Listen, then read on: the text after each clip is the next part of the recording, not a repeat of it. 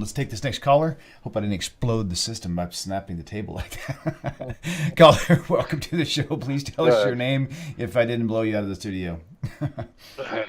Hello? Hey, shalom, shalom. How are you? Hey, I'm good. How are you? Good, good. Please tell us your name and where you're calling from. Yeah, my name is Safir Ahmed, and assalamu alaikum to the rabbi. Very good. Alaikum salam. Alaikum salam. Yes, my question to the rabbi is that I watched one of his video in which he said that, Jesus was on the cross for like 3 to 6 hours, and nobody really dies on the cross during that time. I just wanted to ask him, can you elaborate on that?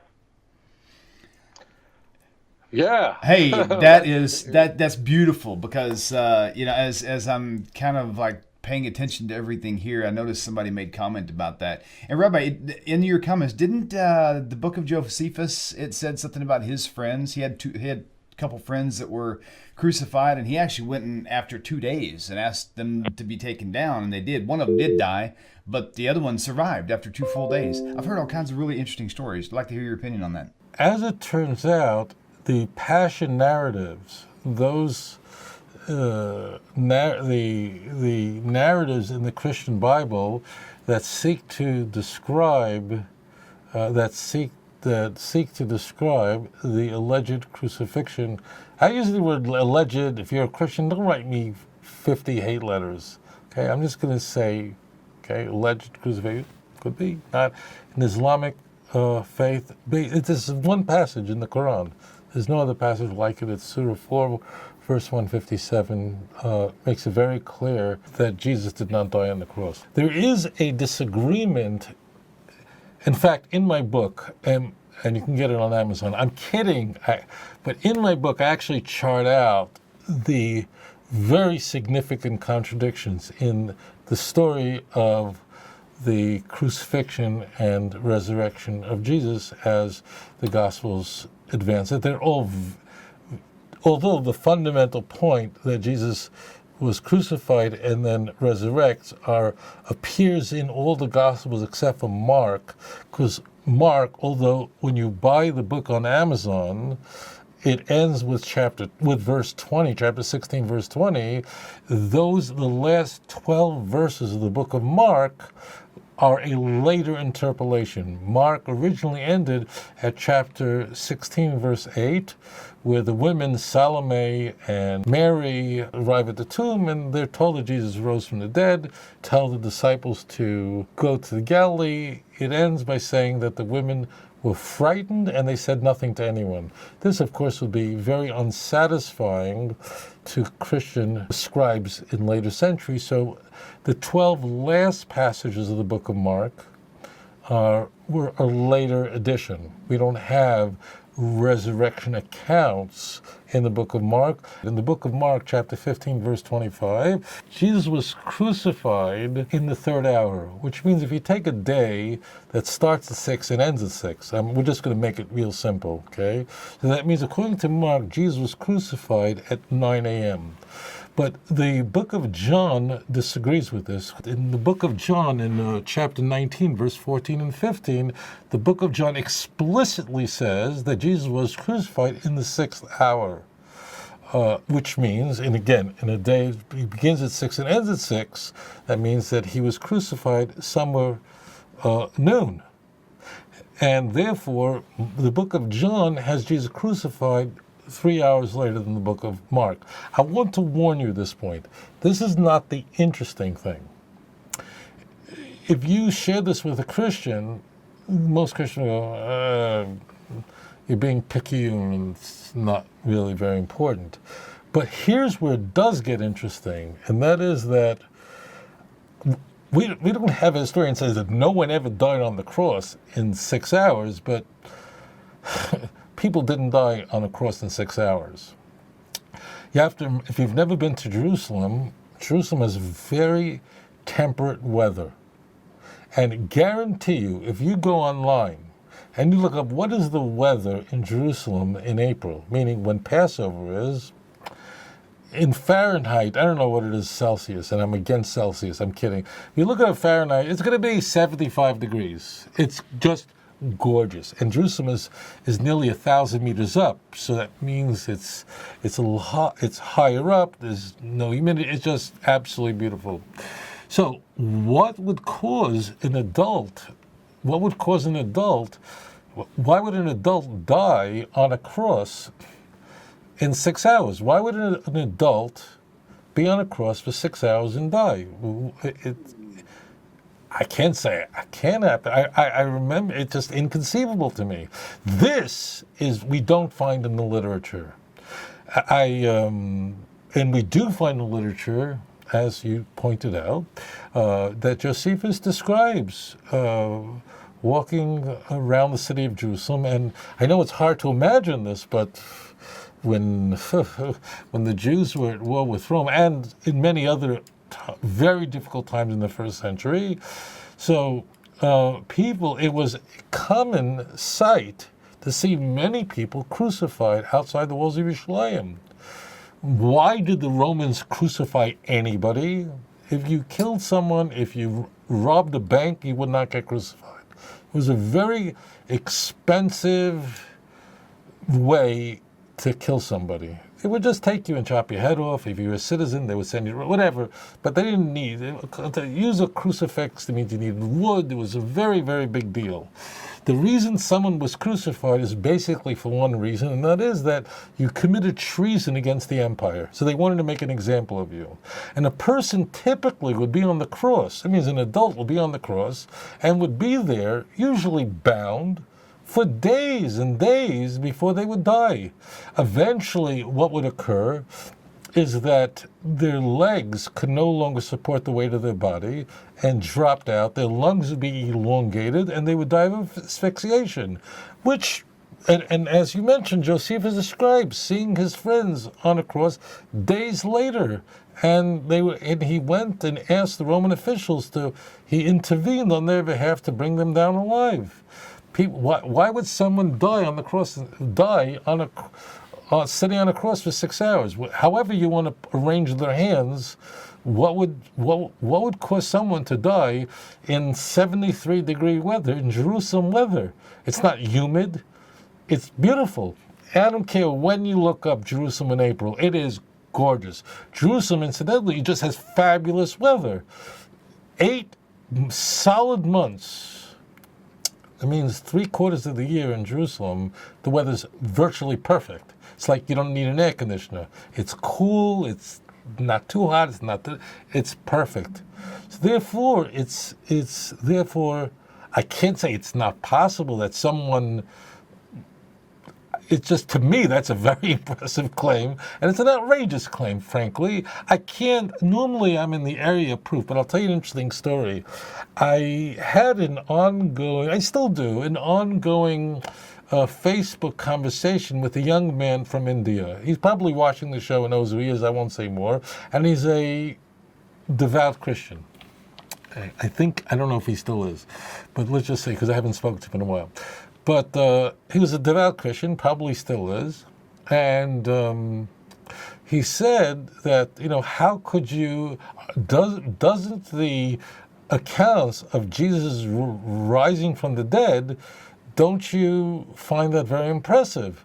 And I said to him, well, actually, no, I don't, because in the ancient world, we find people rising from the dead all over the place. So he said, doesn't it demonstrate to you, empirically, that Jesus had to be the Messiah because he rose from the dead? I said, first of all, according to your Christian Bible, a lot of people rose from the dead, but they weren't the Messiah. Jairus' daughter wasn't the Messiah, and all the zombie apocalypse in the book of Matthew, where people are jumping out of their graves all over Jerusalem and introducing themselves, but they're all the Messiah. So it doesn't make sense. But I said to him, frankly, the claim, and again, the source for this is John's Passion narrative, which essentially is John 19 and 20. It's John 19 verse 14 and 15. That Jesus could have died in 6 hours. That to me is an outrageous claim. I'll show you in a moment why he does that. What would push him to make such a claim? I said that's really interesting. That's unique. Not that he rose. He rose. Everybody's jumping out of their graves. In the ancient world, this was all the gods. Rising from the dead was a commonplace. Dying in 6 hours on a cross, that's quite a stunt. And the fellow said to me, it was like, so we were Facebooking. I'm not encouraging everyone to do this because I normally don't have that much time to do this but we were going back and forth, and I could see like he was going back and forth with me, and suddenly there was like, after I wrote that to him, there was no response for like, I don't know, 2 minutes, or it felt like 2 minutes, I don't remember. And he then wrote back, he said, no, but he died because of the scourging. That means that we are told in the Christian Bible that Jesus was beaten before being crucified. Now, Mel Gibson's snuff film, goes wacko on this for another reason. They go off the wall on this, where it's just it's a horrific film for many reasons. So he said that, it's because that he was scourged before the crucifixion. That's why he died. Then I responded to him and said to him that he didn't die of crucifixion. He died of scourging, of being beaten to death. So, and then he didn't respond. I'm not saying like I beat him in an argument. I'm not trying to do that, but a person has to stop and think about that. Now, let's talk about the reason. In truth, the contradictions and in my book, I have 2 pages just charted out. I never even counted to this day, but I don't know. Let's say there's 60 outlandish these are very, and some of them are, and in volume 2, some of them, there is no even bad answer. But the question is, why did John do this? That means, why did John have Jesus crucified in the 6th hour? Why would he do this? Why would you insert something that was so... Because he's dead by the time Shabbos is coming, by the time Shabbos is there. In fact, in John's Gospel, in a little further on in the same chapter, verse 35 through 37, the Roman soldiers come to the cross thinking that Jesus might be alive, and they wanted to have pity on him. They wanted to be able to have him buried before the Sabbath. Would Roman soldiers really ever do that? Would Pontius Pilate, that psychopath from hell, would he ever... All the literature points in the opposite direction. Now, Pontius Pilate was one of those evil psychos in the world who would have no interest in accommodating Jews. But actually the Roman soldiers were ready to break the legs of Jesus, because by so doing, then he couldn't hold himself up in the cross, and then he would die of asphyxiation, because then his whole body would drop down and his lungs would be elongated and he would be dead. And as it turns out, he was already dead, and they ensured that he was dead by piercing his side. So I'm not making this up, but the key point is, why did John do this? And this is what interests me. I can't tell you what to think, but you're watching my show. I'm not watching your show, so I might as well tell you my thought on this. The reason why John did this is very simple. John was massaging datum, historical datum, in order to conform to theological doctrines that he was advancing. Okay? Now, what do I mean by this? According to John, and of all the full Gospels, only John will make this point, he associates Jesus with the Passover lamb. Mark, Matthew, Luke don't do this. So, for instance, in John chapter 1, verse 29, verse 36, Jesus is called, behold the Lamb of God. The Lamb of God. So John wants Jesus to be the Passover lamb. Thus, he wants Jesus to die when the Passover lambs died. He wanted Jesus to be slaughtered when the Passover lambs were slaughtered. Therefore, John is going to change everything. This is a 3-hour difference between what I said to you, the 3rd hour and the 6th hour. Again, look it up for yourself. Compare Mark 15, verse 25, and John 19, verse 14 through 15. For yourself, please. It's right there. But John actually shoves the crucifixion to the eve of Passover, read John 18, verse 28, 19, verse 14. I'm not going to go into it now. I go into this in other films. But John has Jesus crucified on the 14th day of Nisan. Whereas the synoptic Gospels, meaning the Gospels of Matthew, Mark, and Luke, have Jesus crucified on the first day of Passover, which is the 15th day of Nisan. They're all saying that Jesus crucified on Friday. I know some people say that he wasn't crucified on Friday, he was crucified on Wednesday. Forget that. He was crucified on Friday, but according to the Gospels, this is what the Gospels are suggesting. But John changed the date of his crucifixion to the eve of Passover. Why? Because when were the Passover lambs slaughtered? They were slaughtered in the afternoon of the eve of Passover. And therefore, John wants Jesus to be a lamb, a Passover lamb. So he has Jesus crucified, i.e. slaughtered, in the afternoon when the Passover lambs were slaughtered. Mark, whoever wrote the book, we have no idea who wrote Mark, we have no idea who wrote John. And if your pastor tells you he knows, he doesn't know. Is he an evil person? He's not. This is what they're all taught in seminary. They don't have any idea. We don't know. The book of John, incidentally, clearly in chapter 21 states, whoever wrote it says that he's not John because he's saying, I got my information from the disciple who Jesus loved. But anyways, that's all. We're going off track. The key point is that John has Jesus crucified in the 6th hour because that's when the Passover lambs were slaughtered. So therefore he will adjust. I mean, adjust is a understatement. He will radically change historical datum in order to advance his own very unique theology, which was no doubt not the product of one fellow, whoever wrote it, one highly literate Greek-speaking Christian toward the very end of the 1st century. But he was someone who was recording ideas that had developed in the Joannean community. Wherever that was, we don't know. So there's the answer. The answer is John changes it, but it's not interesting, at least my opinion is, it's not interesting that, yes, there's a contradiction, but that's not the point. Christians have all these books that try to work out the problems. And frankly, I can find contradictions everywhere, and the key is that there's a method to this madness.